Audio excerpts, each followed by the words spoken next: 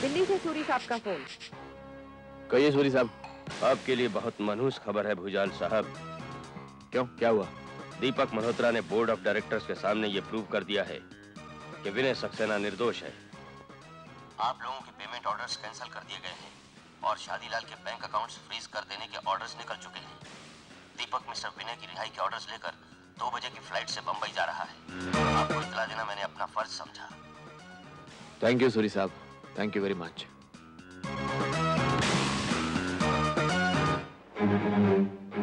Hello Shadilal, गौर से सुनो। आधे घंटे के बाद एक मछली का शिकार करना है, एयरपोर्ट जाना है।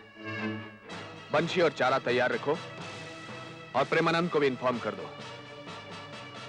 हम नुकसान तो बर्दाश्त कर सकते हैं, लेकिन ऐसे इंसान को बर्दाश्त नहीं कर सकते।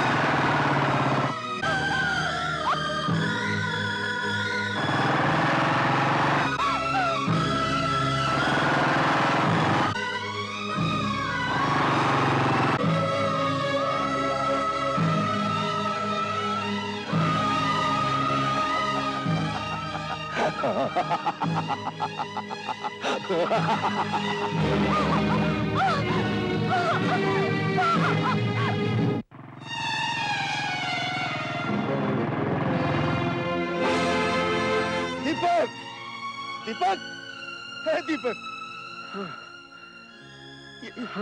ये सब कैसे हुआ? कौन थे वो लोग? शंकर भाई साहब, मैंने चक्रव्यूह का पहला दरवाजा तोड़ दिया, अब बाकी दरवाजे आपको तोड़ने।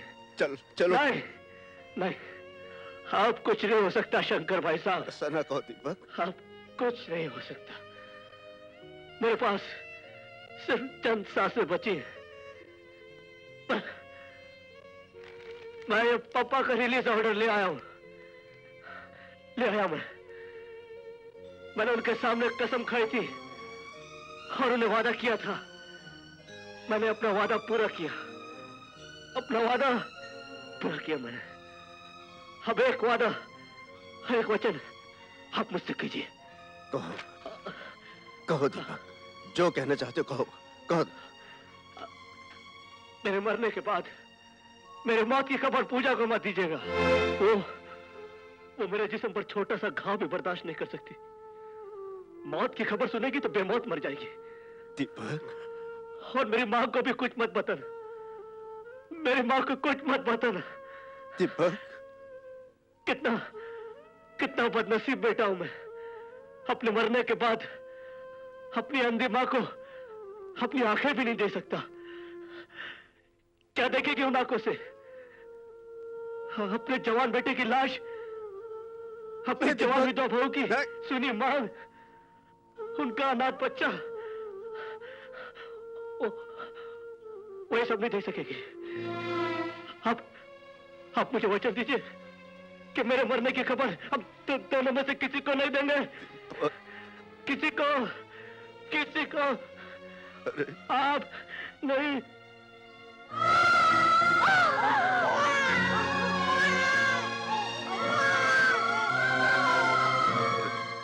पगले, इतनी जल्दी चला गया तू। कितना बड़ा घाव देकर चला गया तू, और फिर कह रहा है कि अपने दिल पर पत्थर रखकर यह खबर किसी को नहीं बताऊं। मेरी जिंदगी का इतना बड़ा इम्तिहान। बदनसीब हैं हम लोग, बदनसीब हैं हम लोग। हाँ दीपक, हाँ दीपक, हाँ, मैं किसी को नहीं बताऊंगा, किसी को नहीं बताऊंगा रे, किसी को नहीं बताऊंगा।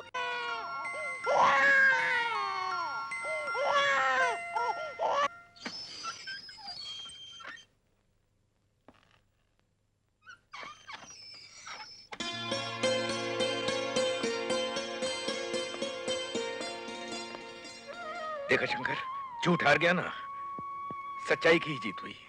हाँ भैया, सच्चाई की जीत हुई, लेकिन कितनी बड़ी कीमत देनी पड़ी इसकी। कीमत? कैसी कीमत? आपकी जुदाई की भैया, आपकी जुदाई की। शंकर, क्या हुआ तुझे? कुछ नहीं, आओ घर चले। मेरी रानी, आजो आजो आजो। देखिए माँ जी, ये आपको कैसे टुकुर टुकुर देख रही है। देखने का भाग्य भगवान ने मुझे कहाँ दिया है बेटी। आप फिक्र मत कीजिए माँ जी, इसके पापा को आ जाने दीजिए, फिर आपको इसके बारे में ऐसा बताएंगे कि इसकी तस्वीर आपकी आंखों के सामने नाचने लगेगी। हाँ। अरे पापा आप देखिए ऐसे, देखो चाचा।